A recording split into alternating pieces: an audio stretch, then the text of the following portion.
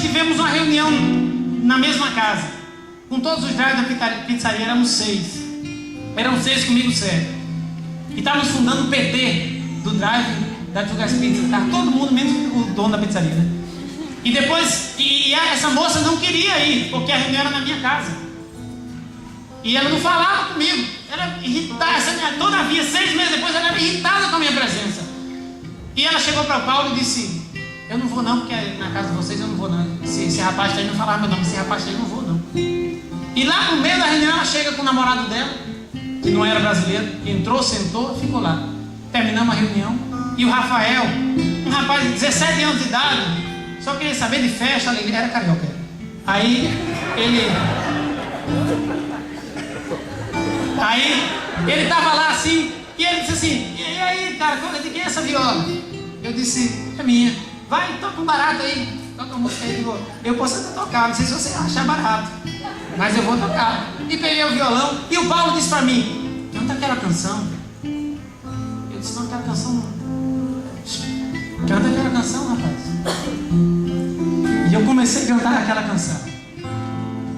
Todos estavam ali naquela sala pequena. E eu comecei a cantar essa canção.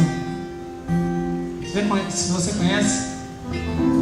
Vê teus olhos no espelho, por fora o herói, por dentro um ladrão. Vê, só resta em você os poucos amigos, motivos em vão. Viu, desacreditado, mundo queimado, você o que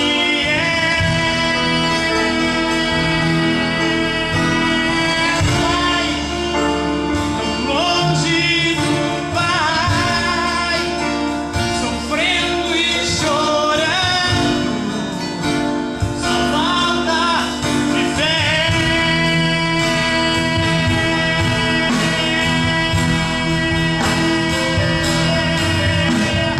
Sai dessa revolta, pensa e volta, quebra os teus milhões. Deus tem vida plena, vale a pena retornar e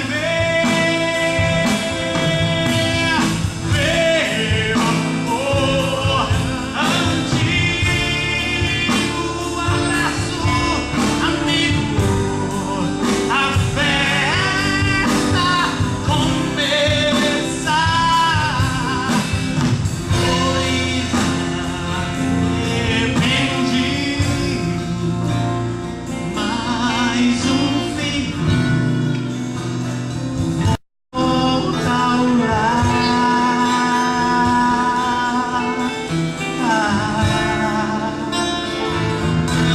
Quando eu comecei a cantar essa canção, aquela moça que não falava comigo, ela olhou para mim como se eu estivesse empunhando uma faca dentro dela. Ela como se quisesse me mandar parar de cantar essa canção. Ela começou a olhar para mim, os olhos começaram a crescer, ela começou a chorar. E ela não chorava, ela urrava. Aquela mulher gritava dentro daquela casa. Eu não tinha ideia do que estava acontecendo, eu estava cantando. E eu continuei cantando, eu digo: eu não vou parar isso aqui não. E continuei cantando, e ela continuou chorando. E aquela sala era pequena, e a glória de Deus entrou naquele lugar, e aquela sala ficou muito menor. E as pessoas que estavam ouvindo assim, eu olhei até para o menino lá, para o Rafael, estava chorando. E essa moça chorou, e eu parei de cantar, e 5 minutos depois, ainda havia um silêncio naquela sala, e só aquela moça chorava. E o seu namorado estava com os olhos abrugalados, arregalados, sem saber o que estava acontecendo, não entendia uma palavra em português. E disse: o que aconteceu aqui? E todos chorando, e eu também queria saber o que estava acontecendo. E essa moça chegou para mim e disse: André, eu nunca ouvi ela falar meu nome, primeira vez. E disse: olha, me perdoe eu ter chorado assim. Mas sabe uma coisa? Eu sou desviado. Se eu estou desviado, e eu era crente lá em Olinda, Pernambuco, e eu desviei dos jovens da minha igreja, saí.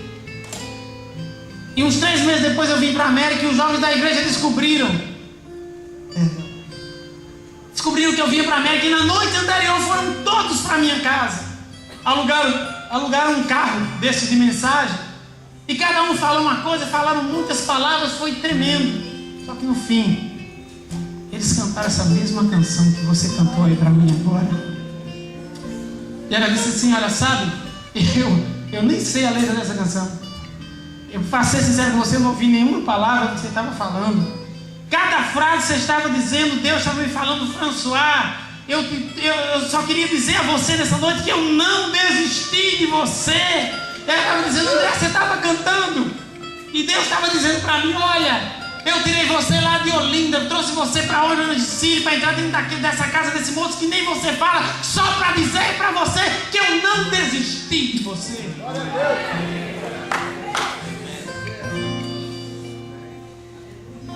Foi um silêncio de uns 15 minutos dentro daquela sala, e a minha vida virou um céu naquela pizzaria. As cadeias foram quebradas por causa de um louvor, por causa de uma adoração. Uns 2 meses depois ela saiu da pizzaria e foi para outro lugar. Obrigado, pastor.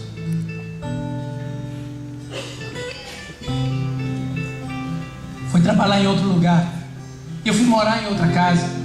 Ela descobriu onde era a casa e foi bater na minha porta e disse: eu só passei aqui para te dar um abraço e para dizer a você que eu voltei para Jesus de verdade.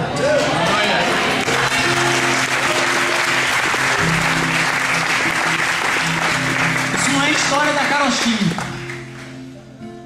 Isso não é coisa de um Deus distante que livra pessoas dos grilhões através de canções apenas na Bíblia. Ele faz isso hoje. Se Ele fez comigo, Ele faz com você.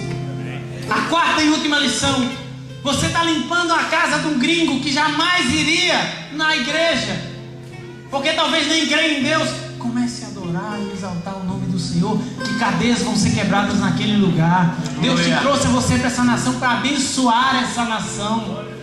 Essa nação é abençoada por Deus, e você tem que bendizer essa nação todos os dias que você estiver aqui, e orar pelos cidadãos desta nação que tem te acolhido, as pessoas que estão ao teu redor.